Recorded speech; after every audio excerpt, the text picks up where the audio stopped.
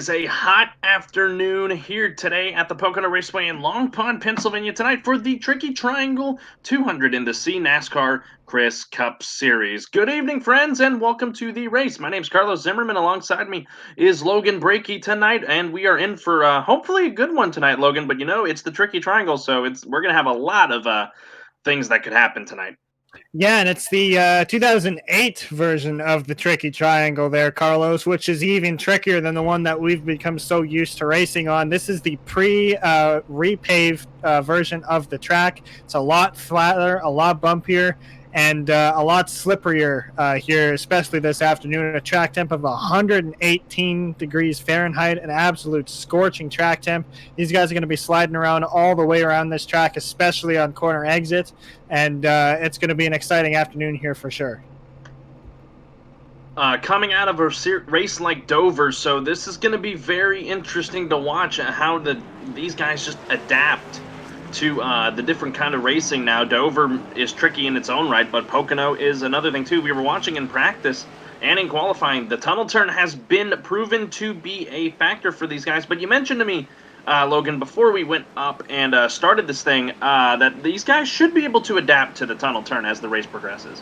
Yeah, I mean, it's just like any other racetrack, even if it's one that you're familiar with but haven't been to in a long time. It'll take them a few laps, especially with a full field on the track with them, to get accustomed to the way this new/old surface works.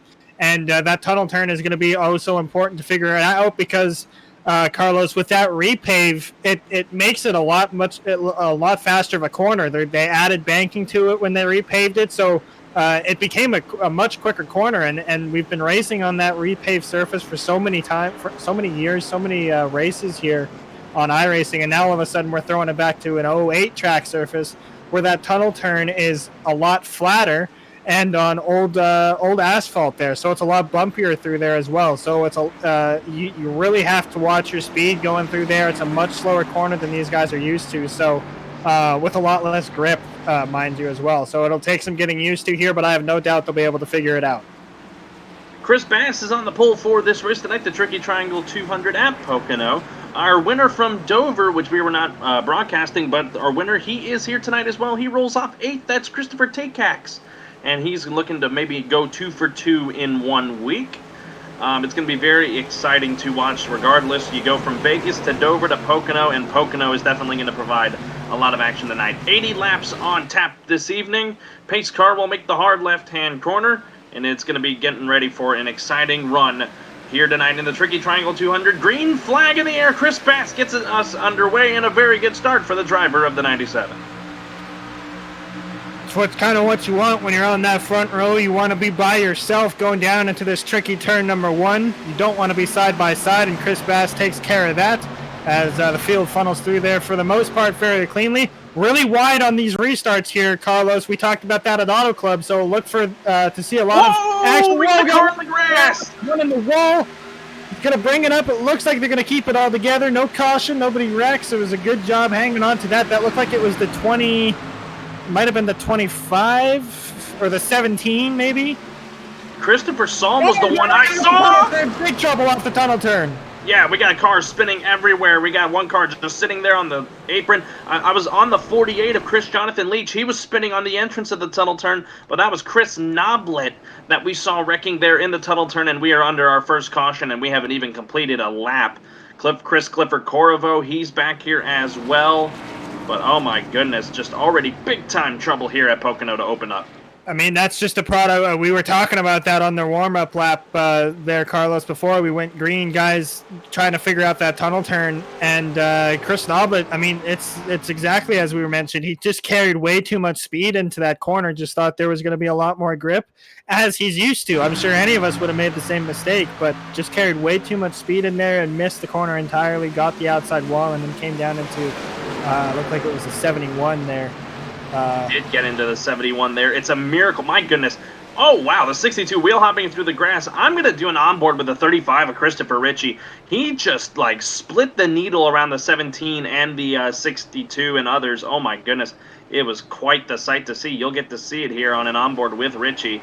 that he just wow, just navigated that wreck very well. But yeah, like you said, just these guys are going to struggle with the tunnel turn a little bit here at the beginning. But at the towards the later portions of the race, they should be okay. But it is what it is early on, and hopefully these guys will start getting it together. Yeah, and it's just, I mean, that's a lesson for everybody there. It's just as simple as that. Carrying too much speed and the car just does not grip. It's a one-lane corner, that corner, Carlos, and it's still like that even on the new surface. It's just a one-lane corner. You can't if you miss your corner entry just by a little bit, you're going to pay the price. And unfortunately, that's what happened with the 17 and the 71. Just an innocent bystander of Christopher Landy there. So as these guys begin to pace, it looks like the only car that finds himself in pit road is the 48 of Chris Jonathan Leach, but he is now exiting pit road, so it looks like he'll be able to continue, and actually also continue on the lead lap as he beat the leaders around. So we'll have everybody back onto the lead lap to take the green flag when we do get the green flag. Pace car lights are still on, so it looks like we'll go around another time. But Chris Bass is your leader. Chris Adam Tevis makes his return. I'm not sure if he was at Dover or not, but in terms of our broadcasting, he makes his return here after winning at Daytona here and now at Pocono. Chris Luke Daniels is in third. Chris M. Scott is fourth. And fifth is Christian Heimlein.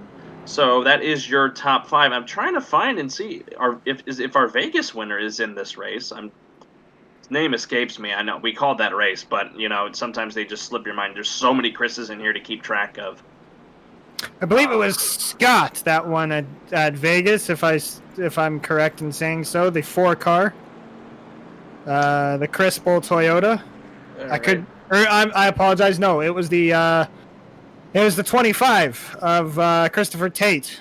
That's National right. Chris Chevy was our race winner there. We saw right. Chris Scott was running well. He was up there contending for the win at the end of the thing, but Chris Tate was the one who brought it home in the end. That is right, and he finds himself right now in the 14th position right now, right around mid-pack, so he's just he's in that little firestorm, I like to call it, a track here like at Pocono. He's in that little bit of a firestorm, so hopefully he can stay out of trouble and maybe trying to work his way up to the front. But, these guys didn't even really have one lap to get anything going as we wrecked on the first opening lap, so maybe we can get a little bit of a green flag run here, but then again, that tunnel turn could be just detrimental to a lot of drivers. Well, and the good news is too, I guess, for some of these guys is the long caution laps are very long here at Pocono, and the good thing about that, I suppose, is it helps with the tire wear and the fuel conservation. This version of Pocono, much like the new version, the repay version, eats up that right side tire. So it's very important that you take care of that right front and the right sides. And obviously running under caution will help with the length of that and fuel mileage. Fuel mileage is a huge factor that comes into play at Pocono if we stay green. This is a mighty long race, 80 laps. We're only done 4 laps. We're going to be going green on lap 5. So fuel mileage is obviously going to be a factor. A lot of throttle time here at Pocono, a lot of time spent in the gas. So fuel and tires are going to be a huge factor here this afternoon. It's not too difficult to pass here, Carlos. So track position won't be massively important like we maybe have seen earlier in the season. But guys are certainly going to be doing whatever they can to make sure that their strategy can play out this afternoon.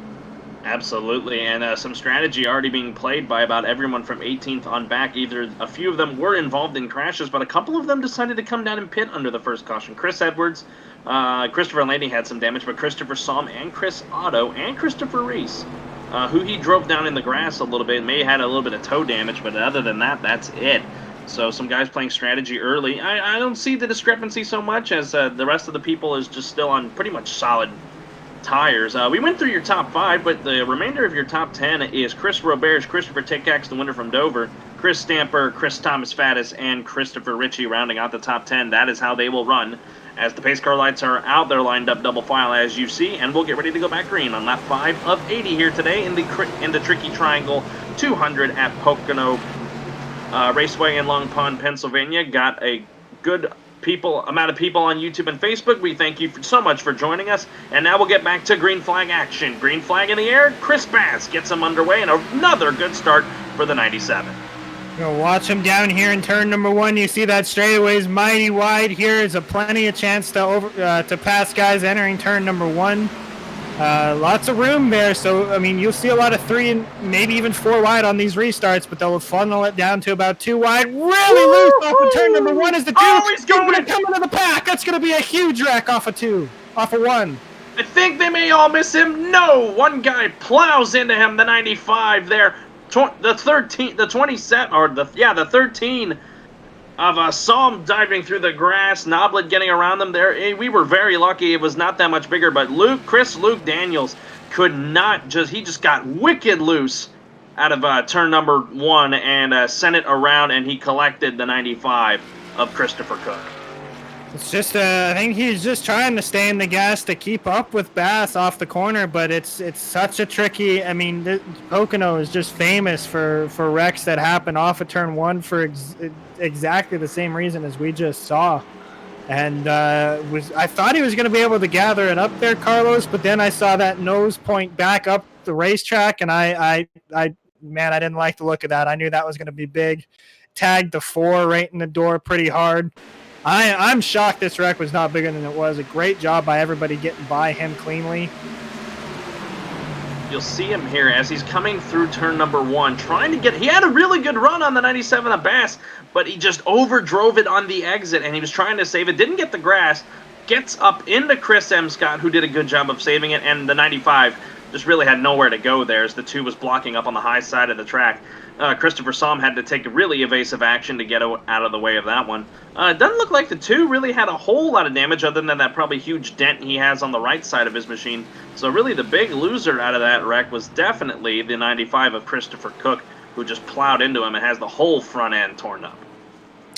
And watch the onboard of the 2 there, Carlos, and it looks like he felt like he had in control. You can hear the tires squealing. You can hear them losing grip, but it's almost like he didn't realize he was losing any grip or that he was loose at all until it was too late, and the car just really snapped sideways on him. So, as you said, he had a really good run off of turn number 1, and as a driver, that makes you think the car is gripping if you're getting that kind of run off and it's not really snapping around on you. So he's got the power down, and then all of a sudden he's looking at the infield wall, and it was just on from there. But he almost had that gathered up off of turn number 1.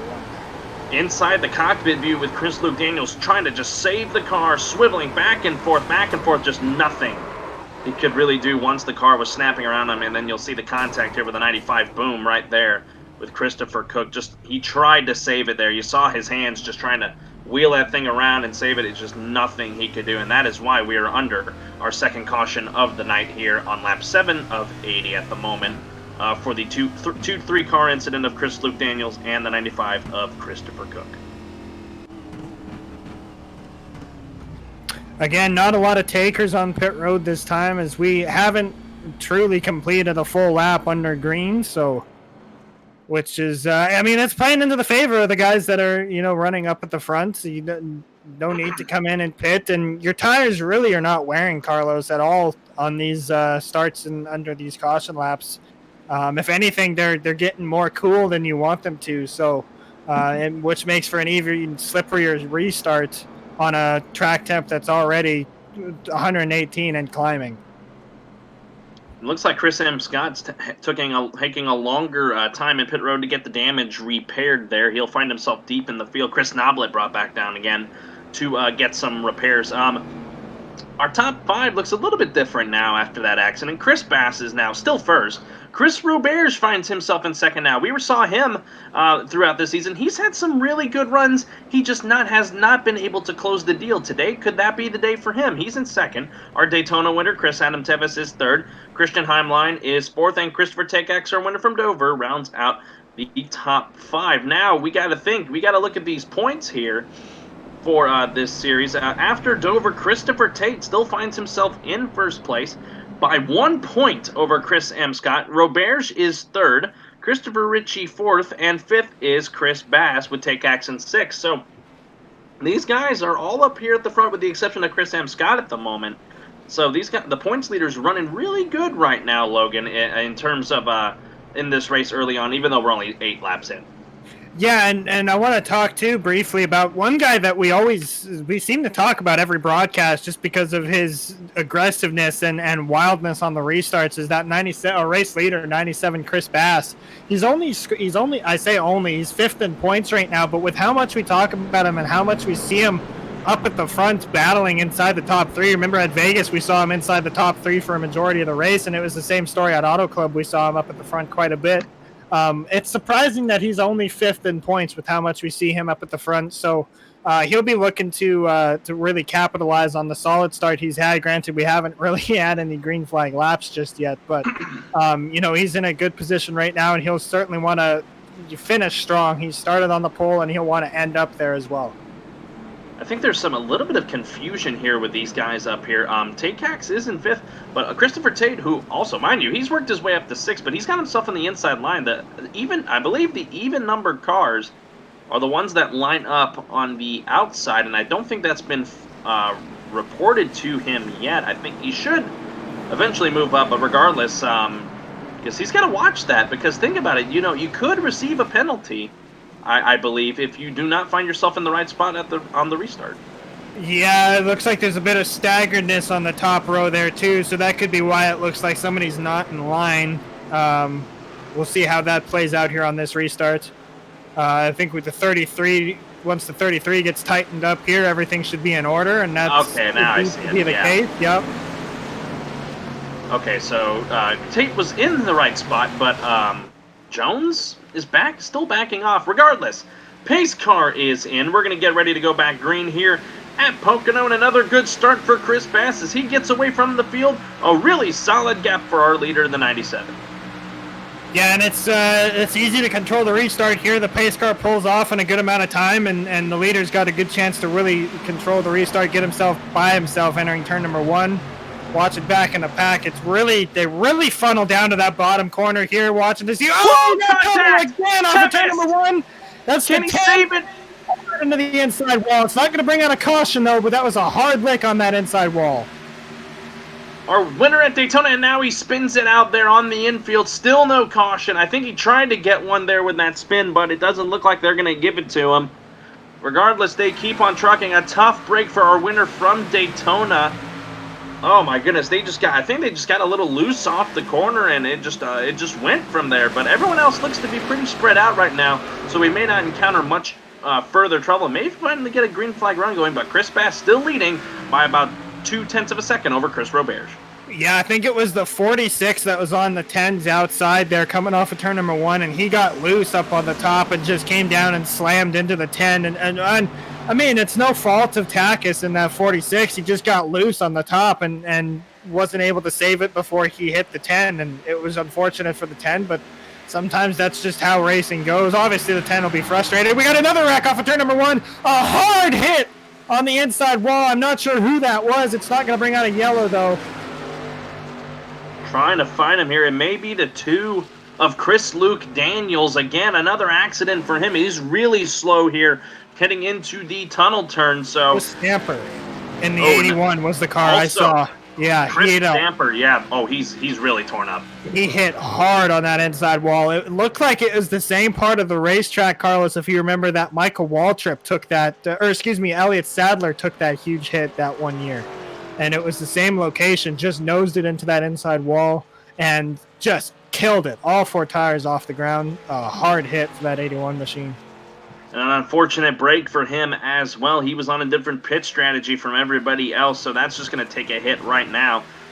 Meanwhile, the top 4 have been able to form a little bit of a breakaway from the rest of the pack as everyone's still trying to keep it spread out. Got some good battles going on, though, or potential battles happening up here in the group. Chris Thomas Faddis trying to battle Chris Jones for the spot. And now I think these guys now, Logan, have finally figured out this tunnel turn and shouldn't become an issue anymore going forward in this race. Well, I think one of the issues too, Carlos, is the tires never got a chance to get any temperatures in them. So now that they've done a couple laps under green here, the tires have heated up, and they've got a little more grip in them now, which is imperative for these racetracks that are so flat. We see that at other flat racetracks that we go to, New Hampshire, Martinsville, all kinds of different flat racetracks, and it takes a couple laps for the tires to get up to speed as we got a battle for the lead up here.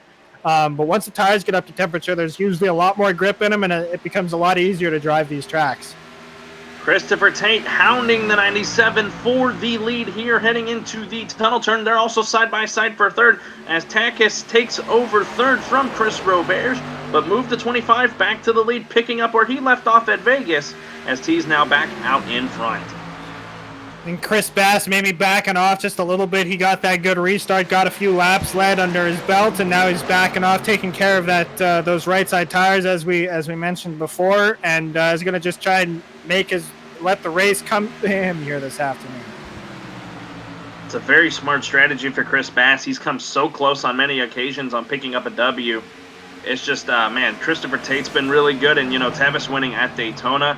I do want to report one thing, though. Chris Stamper has taken the car behind the wall, and he looks to be done this afternoon here at Pocono. So, no. He's officially out of this race. So, he'll find himself last and 25th.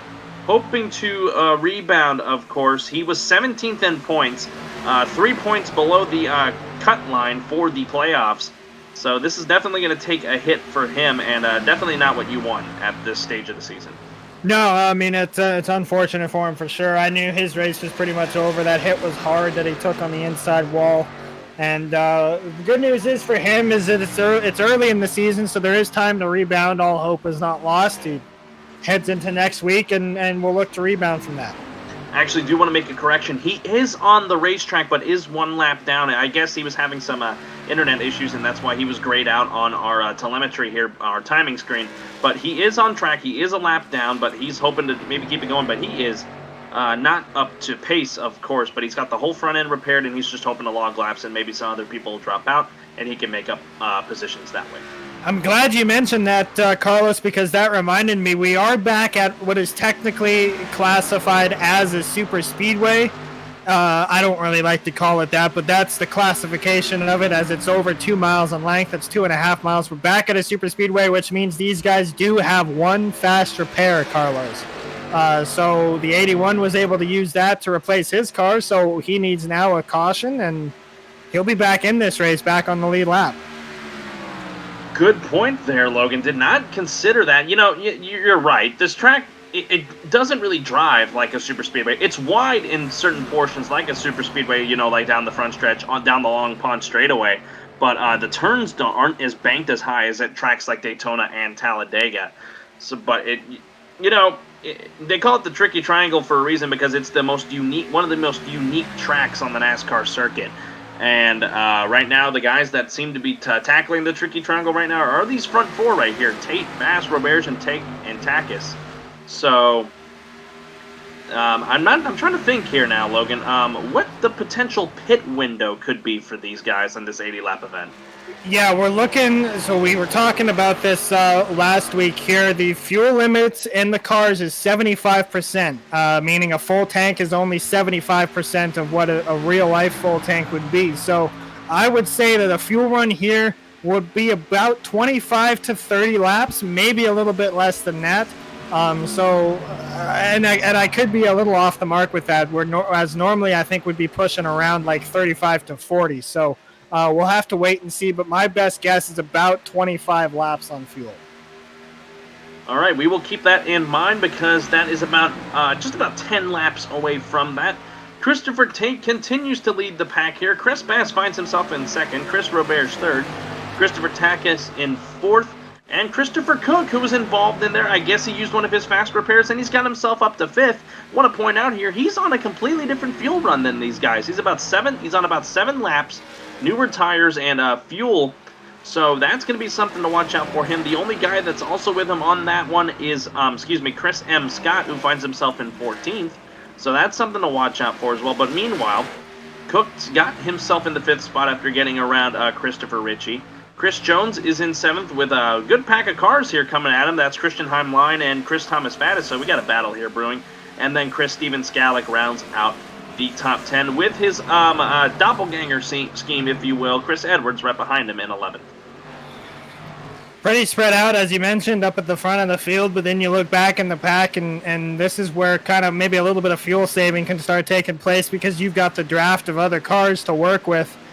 in your favor, and that'll help with fuel mileage for a lot of these guys. But remember, Carlos, keep in mind we had all those pace laps at the start of this race, so they've only ran about 6-7 laps under green flag speeds. Every lap prior, lap 9 was their first full, the completion of lap 9 was their first full lap under green. So we've only been green flag racing for about 6 laps here, excuse me, I'm a little off there, about 8 to 9 laps now this time by. So fuel mileage, we'd be looking at that fuel window opening around, I think, about lap 30. Alrighty, good analysis from Logan there. That's actually a fair point. I didn't pick up on that. Those caution laps really helped the leaders or anybody who didn't come down to pit road with the fuel and the tires. So that's why the schematics will be a little bit off, we think. So we'll see what happens, though. There's still a lot of action happening. We're only on lap 18 of 80. I'm amazed with this. We got a battle brewing back here just outside the top 10 between the two doppelganger cars of Chris Steven Skallick and Chris Edwards. They've been trading back and forth. Skallick just took the spot back, so that moves him back up into 10th. And then up ahead of them, Chris Thomas Faddis has been hounding Christian Heimlein for the last few laps or so. You would think, you look at the 22 and the 12, in real life NASCAR they would be teammates, but right now they're battling each other right now, and the battle will continue down here in the 1. Want to go back a little deep in the field here, Carlos, to round P14 in the 88 of Chris Otto. We're currently battling Christopher Papa in the 13. We saw Otto really have a good amount of pace at Auto Club here earlier this season, which would be the closest comparison track to Pocono that we've ran this season. It's a 2-mile track. It's flat and it's bumpy. We saw him with a lot of speed there, and got to say, a little surprised to see him this deep in the field right now. I thought for sure that he'd be one of the early contenders for this thing. Maybe he'll be able to work his way up there later on in the race. Absolutely. He's had a couple struggling races. I know at Vegas he had some trouble. Daytona, a little trouble as well.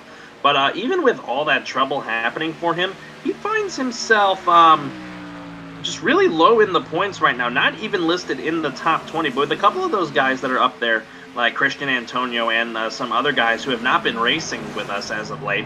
I see Chris Timno. He's not in this race tonight. So he's going to... If he gets some good runs going and just gets some luck on his side, he can start working his way up through the points and maybe find himself in position for a playoff spot when the time comes. But that's still a long time away. But regardless, if he just needs to start stringing together some good finishes if he wants any shot at getting into the playoffs. We've had a lead change in the midst of looking through the pack right now. The new leader is Chris Bass, as he's been able to get around Chris Tate. And Bass has really turned on the jets as the gap back to Chris Tate's about 1.4 seconds. So they've really started to spread out now. Closest battle with these guys, Chris Roberge has also gotten around Christopher Takis. So these guys are just trying to take it easy and just get set for this fuel run, if I'm assuming correctly, Logan.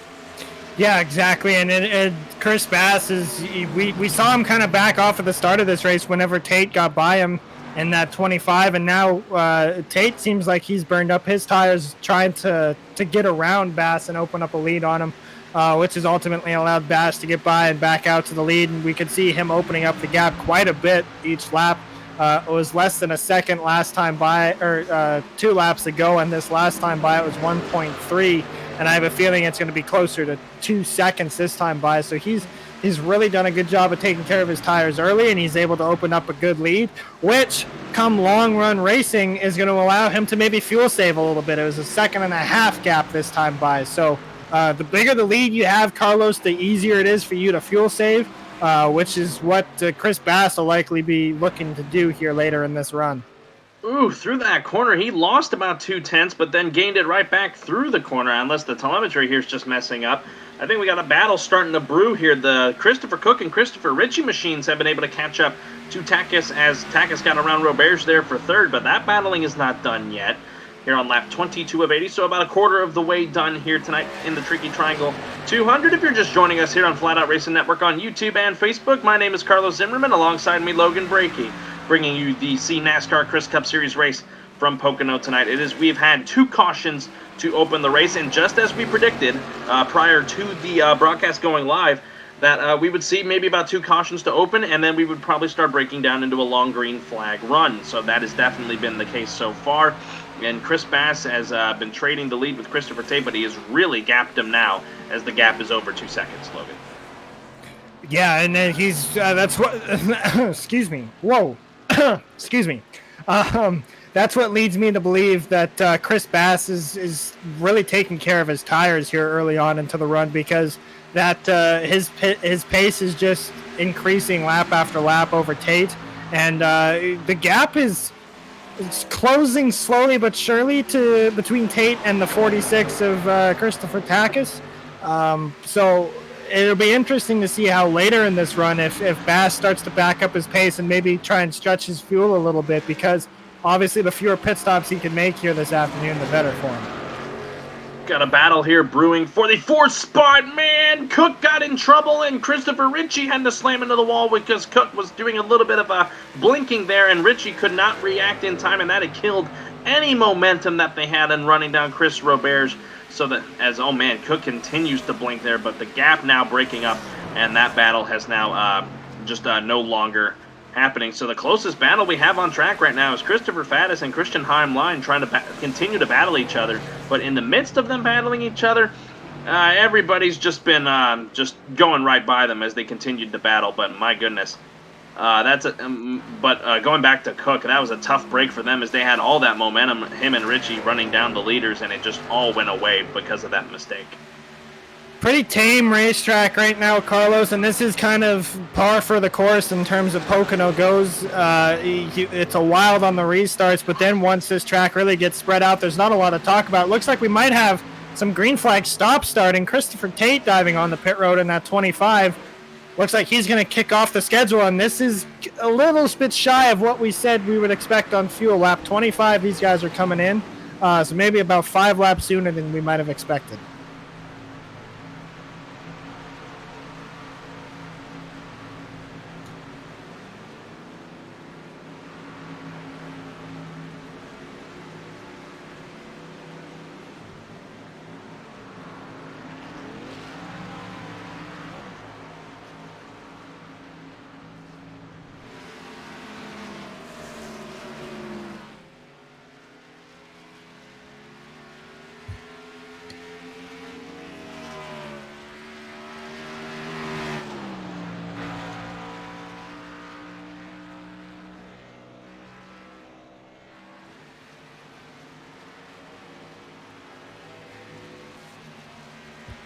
Sorry about that, folks. Some technical difficulties there from my broadcast partner, Carlos, who should be back here shortly. Wasn't sure whether or not it was an issue on my end or on his end. But we saw Christopher Tate dive on the pit road there. We haven't seen our leader hit just yet. He's opened up a gap of 5.8 seconds over new second-place car of the 46 of Christopher Takis. And this is a scenario that we can see oftentimes too. Maybe somebody pitting in early to try and kickstart the fuel strategy, and see if maybe they can undercut on fuel. And we'll see how that works out for Christopher Tate in the 25 Camaro. And our leader now, Chris Bass, diving on the pit road in the 97. See if anybody brings him along lap 26. We talked at the top of the show. We thought maybe around lap 30 that these guys would jump in to pit road in terms of fuel. So about 4 laps shy on that prediction there. So it looks to be about a 20-lap run before these guys start to come in. 20 to 25-lap run.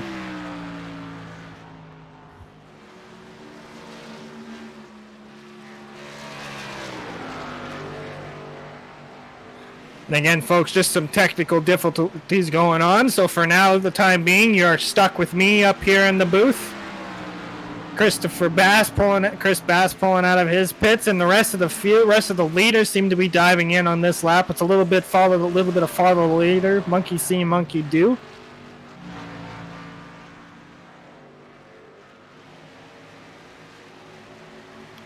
And if timing and scoring is correct, it looks like Chris Bass might be the leader. Oh, I apologize. Christopher Tate with the undercut now is going to come out ahead of Chris Bass. We'll see if this is... we'll see if he cycles out to the lead, and if he does, it is an absolutely colossal lead that he's earned here over Chris Bass. We'll see how things cycle out this time by.